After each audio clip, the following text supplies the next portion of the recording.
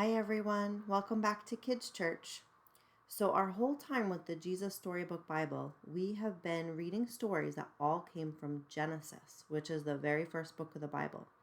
Today we move on to Exodus, and we're going to learn about Moses. So remember last week we talked about Joseph. His brothers sold him, and he lived in Egypt, and some bad things happened to him, but eventually he became the prince and he helped the Pharaoh with the famine. And then his brothers came back to him and he was reunited with his family. So our story today is called God to the Rescue. And it's about Moses and the great escape from Egypt. And it's taken from Exodus chapters 3 through 13.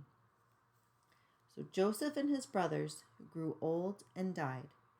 But their children's children stayed on in Egypt, where they had become a very large family. Later on, a new king began to rule. But this Pharaoh didn't remember Joseph, and he didn't like God's people. He made them into his slaves, and he beat them and made them work harder and harder. God's people cried out to God to rescue them, and God heard them. He remembered his promise to Abraham. He would look after his people. He would find a way to set them free. One day, Moses was looking after sheep when something caught his eye. A bush was behaving very oddly. It was flickering with flames, but its leaves weren't burning up. He took a closer look. "Moses!" boomed a big voice. Moses leapt back. The bush was talking to him. "I have heard my people's cries," God said. "I have seen their tears, so I have come down to rescue them. Go to Pharaoh and tell him to let my people go free." Moses was afraid, but God said, "I will be with you."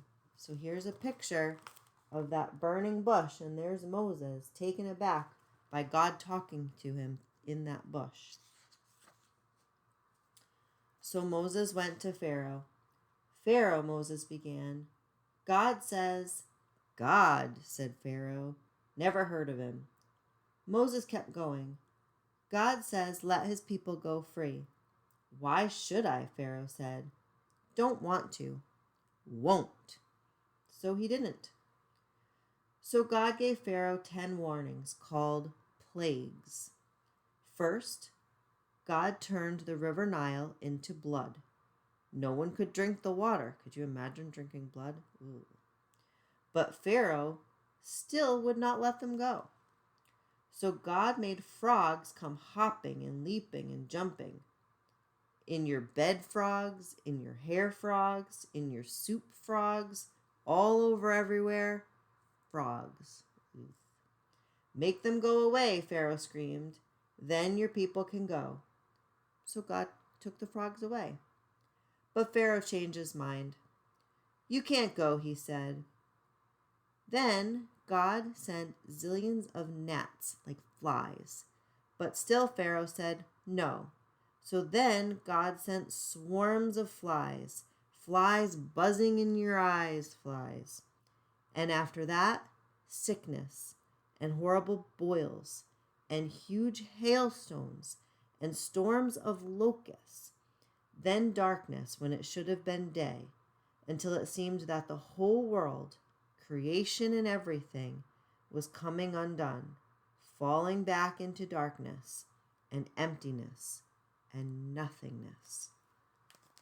So here's some of the pictures. You can see the frogs down here, and then up here, the littler ones are the gnats, and then these bigger ones are the flies.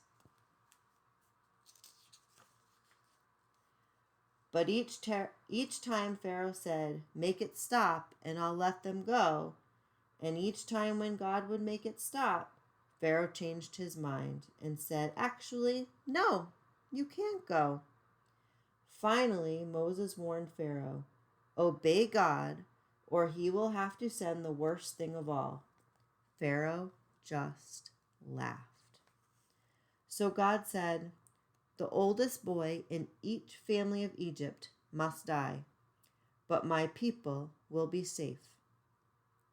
God told his people to take their best lamb, to kill it, and put some of the blood on their front doors. When God passes over your house, Moses explained, God will see the blood and know that the lamb died instead of you. That night, it was just as God had said. Suddenly, piercing the darkness, echoing down the corridors of the palace, came a blood-curdling scream. Pharaoh's oldest son had died. Pharaoh did just what God said. Get out, Pharaoh shouted. Just go. Here's the picture.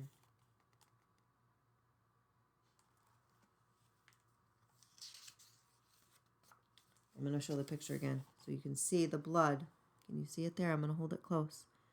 So that's how God knew those were his people and not one of Pharaoh's people. And so that very night, Moses and God's people fled out of Egypt and out of slavery. They were free at last. God's people would always remember this great rescue and call it Passover. But an even greater rescue was coming. Many years later, God was going to do it again. He was going to come down once more to rescue his people. But this time, God was going to set them free forever and ever. Remember, they're talking about Jesus. That person who sets us free is Jesus, because Jesus came down to set us free. He died for us. I'm going to show you the last picture. And here's all the people with Moses fleeing Egypt from slavery. Can you see it? I hope you enjoyed this story. I'll see you next week. Have a great week. Bye.